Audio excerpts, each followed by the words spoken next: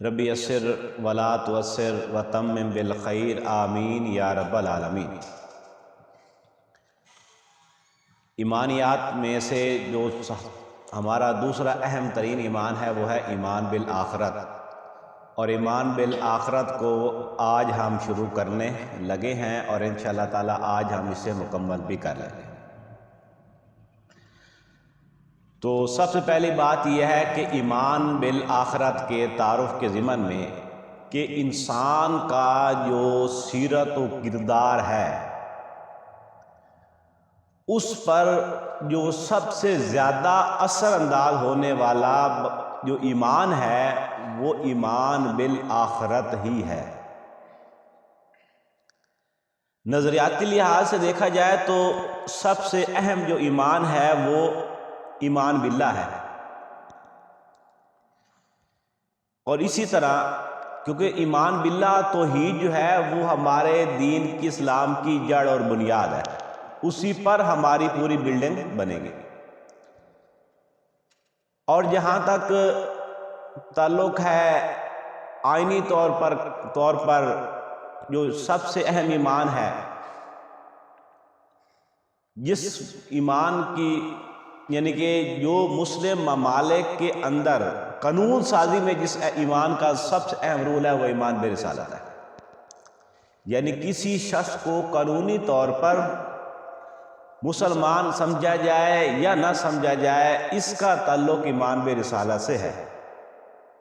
اگر کوئی شخص آخرت کو مانتا ہو، اللہ کو مانتا ہو، لیکن اس طرح نہ مانتا ہو جس طرح ایمان برسالت نے ہمیں بتایا ہے، جس طرح محمد رسول اللہ ہمیں بتایا ہے، یا وہ محمد رسول اللہ کو نہ مانتا ہو یا ختم نبوت کو نہ مانتا ہو تو اسے مسلمان نہیں کہا جائے گا قانونی طور پر بھی۔ یعنی کہ وہ ایمان جو کہ قانونی طور پر سب سے اہم ہے وہ ایمان برسالت ہے، وہ ایمان جو کہ ہمارے دین کی جڑ اور بنیاد ہے وہ ایمان باللہ ہے، اور وہ ایمان جس کا ہمارے سیرت و کردار پر براہ راست اثر ہوتا ہے، براہ راست امپیکٹ پڑتا ہے، وہ ایمان بالآخرت ہے۔ اب آگے مزید جو ہے ہمارے استاد ڈاکٹر نثار احمد کہا کرتے تھے کہ اگر ایمان بالآخرت نہ ہو تو ایمان باللہ جو ہے وہ ایک ذہنی عیاشی کی باتیں بن جائیں گی، اور اگر ایمان بالآخرت نہ ہو تو ایمان برسالہ جو ہے یہ طرح طرح کی بدعات کو جنم دے گا۔ جس طرح آج آپ دیکھتے ہیں کہ عید میلاد النبی وغیرہ یہ جو بھی چیزیں ہیں، یعنی کہ یہ جب ایمان بالآخرت کمزور ہو جاتا ہے تو ایمان برسالت یہ شکل اختیار کر لیتا ہے۔ تو سب سے اہم ایمان جو ہے وہ کردار کے اعتبار سے وہ ہے ایمان بالآخرت۔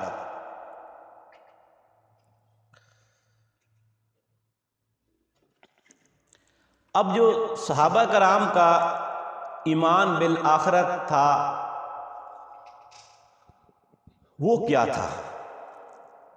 جیسے کہ ابھی ہم نے سمجھا ہے کہ ہمارے جو سیرت و کردار میں جو سب سے اہم ایمان ہے وہ ایمان بالآخرت ہے۔ تو صحابہ کرام کا ایمان بالآخرت کیا تھا؟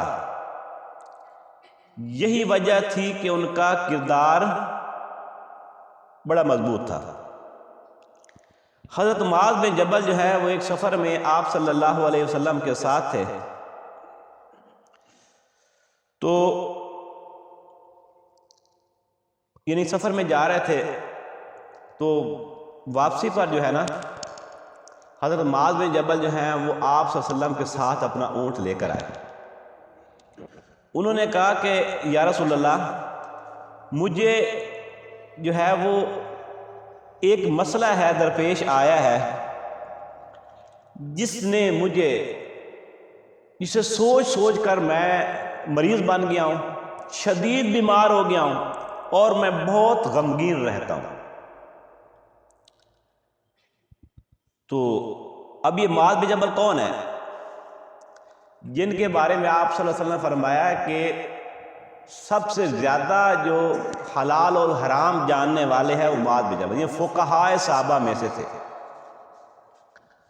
انہوں نے یہ سوال کیا کہ اللہ کے رسول، مجھے ایک مسئلہ درپیش ہے جس نے مجھے بنا دیا ہے، مریض بنا دیا ہے، غمگین میں ہو گیا ہوں اور میں شدید بیمار ہو گیا ہوں، تو مجھے آپ یعنی اس کے بارے میں بتائیں۔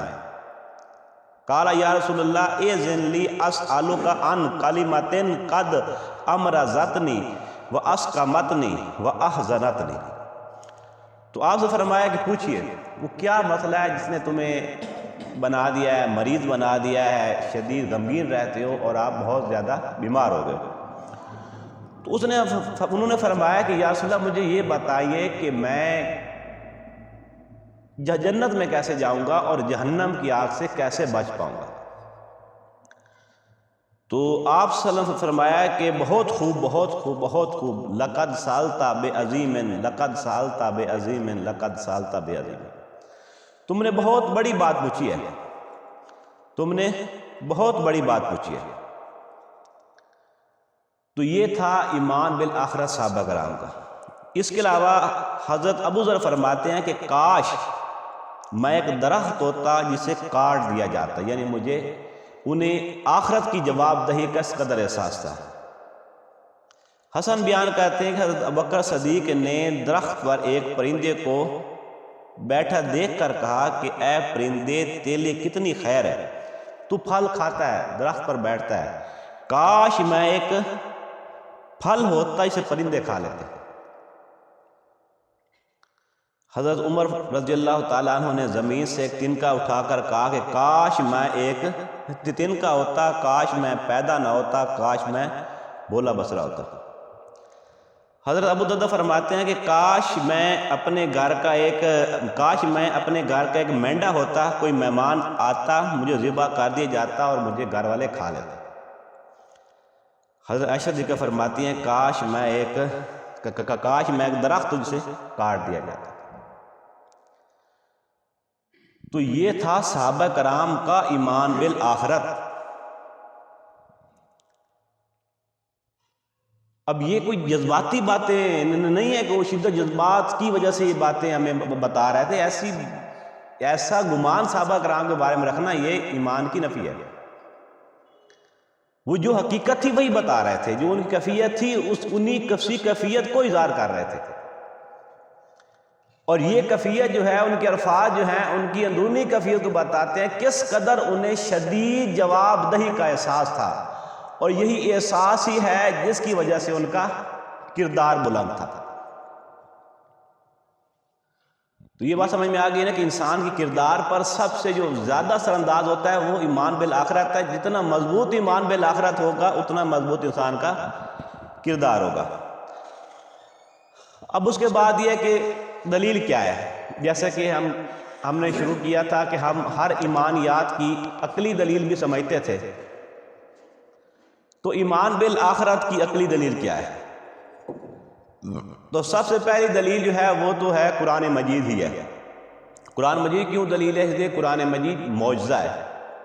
قرآن مجید کا چیلنج ہے فاتوا بسورۃ من مثلہ، یہ کوئی آج تک پورا نہیں کر سکا، تو لہذا قرآن مجید میں ایمان بالآخرت کا ذکر ہے، تو یہ بھی ایک طرح سے ایک مضبوط دلیل ہے۔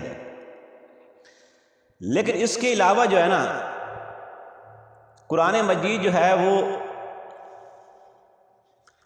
نفس لوامہ کو ایمان بالآخرت پر بطور دلیل جو ہے وہ